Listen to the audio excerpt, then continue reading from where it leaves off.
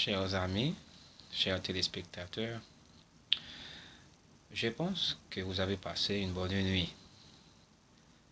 Et maintenant, nous avons l'occasion, nous avons l'opportunité de continuer à faire un cours très intéressant pour vous. Aujourd'hui, nous allons continuer à l'étude de la proposition principale et de la proposition subordonnée. Donc, c'est un cours de grammaire très intéressant. Je vous invite donc à les suivre. On va accentuer sur proposition principale, premièrement, et proposition subordonnée. Et après, on va faire un exercice. Proposition principale. Lorsqu'une proposition dépend d'une autre proposition, on l'appelle proposition subordonnée. Et celle dont elle dépend se nomme proposition principale.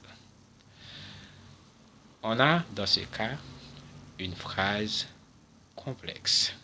Je reprends.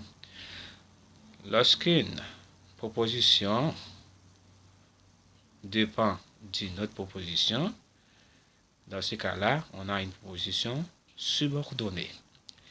Mais cette même proposition subordonnée peut dépendre d'une autre proposition qu'on appelle proposition principale. Une proposition subordonnée peut dépendre d'une autre subordonnée qui dépend elle-même d'une principale.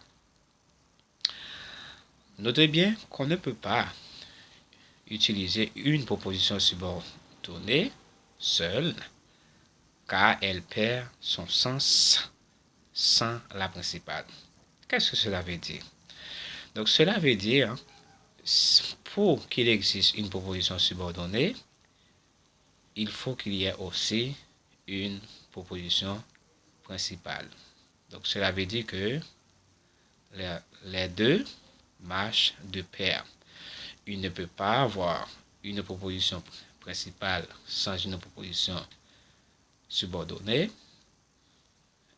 ainsi que de même, une proposition subordonnée ne peut pas marcher seule sans la proposition principale. Donc si nous prenons un exemple, il m'a demandé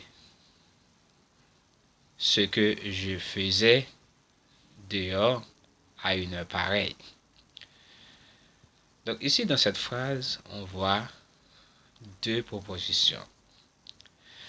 Donc il faut noter, on dit souvent, les professeurs ont l'habitude de dire souvent qu'autant de verbes est autant de propositions.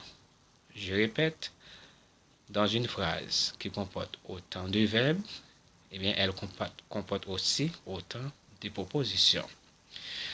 Dans cette phrase, il m'a demandé ce que je faisais dehors à une heure pareille. Donc ici, on note deux verbes.